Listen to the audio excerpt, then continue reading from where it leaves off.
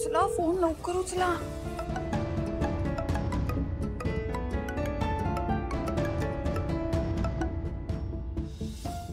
Hello बाबा. हा बाबा, हो आजी कशी आहे? बरी आहे का आजी? अहो बाबा सॉरी, ऍक्च्युली मला तिकडे यायलाच जमलं नाही हो, म्हणून असं फोनवर विचारावं लागतंय. अहो काय आहे, इकडे गाडे पाटलांच्या पद्धतीनं खूप वेगळ्या आहेत, आपल्यासारखं काहीच नाहीये इकडे. आणि आज तर नवरात्राची आरती गाडे पाटलांकडनं होणार आहे, त्यामुळे तिकडे जायला लागेलो. आणि नेमकं त्या आरतीचा मान मला आणि सिद्धिराजना मिळालाय, त्यामुळे मला नाही पण नाही म्हणता येते, म्हणून मी फोनवर विचारते. खरंच सॉरी, पण सांगा ना मला आजी कशी आहे? शुद्ध आली का तिला? अगं भावना, मी खरं तर तुला फोन करणारच होतो, पण राहून गेलं का गडबडीत? काय झालंय बाबा? अगं आजीला डिस्चार्ज मिळाला आता. काय? हो, जयंत आणि जानू तिला त्यांच्या घरी घेऊन गेलेत आणि लक्ष्मी पण गेली आहे त्यांच्या बरोबर तिथे. काय सांगताय बाबा? खरंच का? बरं झालं, आता मी निश्चिंतपणे कार्यक्रमाला जाऊ शकते. हॅलो बाबा. हा, मी भावना म्हणत होतो की आता सगळं ठीक आहे. हा, तू अजिबात काळजी करू नकोस. तू जा त्या कार्यक्रमाला जा तू. हा हो बाबा, मी निघते आता, आणि मला वेळ मिळेल तसं लगेच मी आजीला भेटायला येते. हो, ये. ठेवते.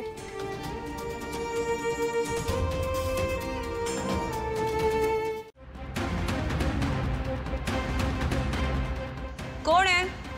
मी सचिन, जयंतचा मित्र. सॉरी, पण मी नाही ओळखत तुम्हाला. अहो दार तरी उघडा, मी ओळख करून देतो.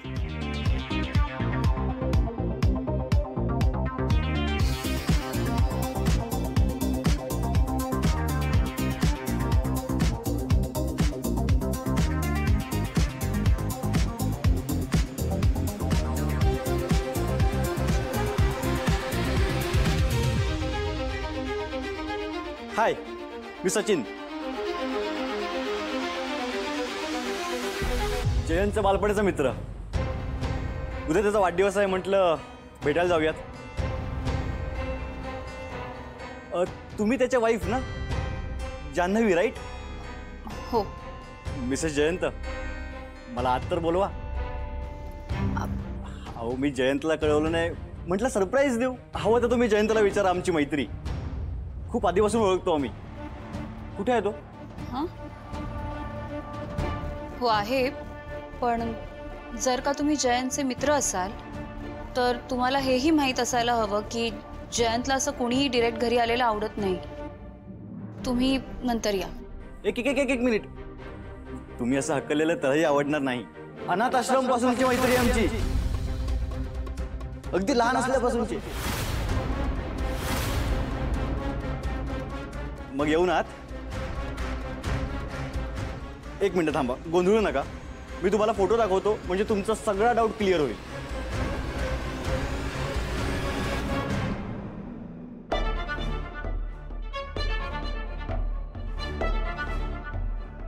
या. अरे जयंतचा वाढदिवस आणि तुम्ही काहीच तयारी केलेली नाहीये?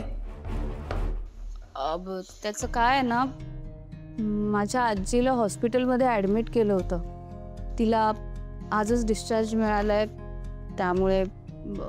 ओह, I am really sorry for you.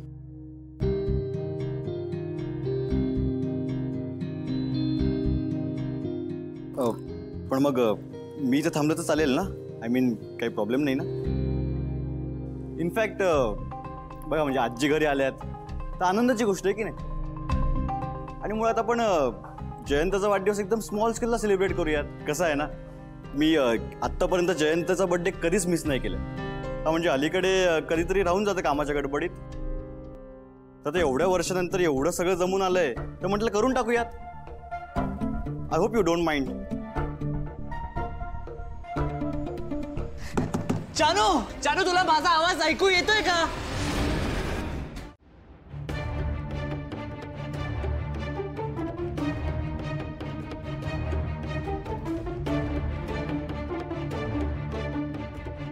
काय साहेब,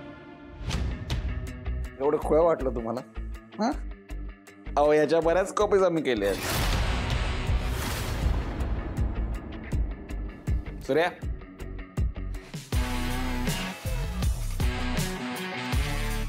त्याचा काही जरा मोबदला बिबदला सध्या 1 लाख पाठवा, मग बाकी प्रकरण किती लांबतंय त्यावर ठरवू आपण. हो साहेब, करताय ना मग कंप्लेंट तक्रार.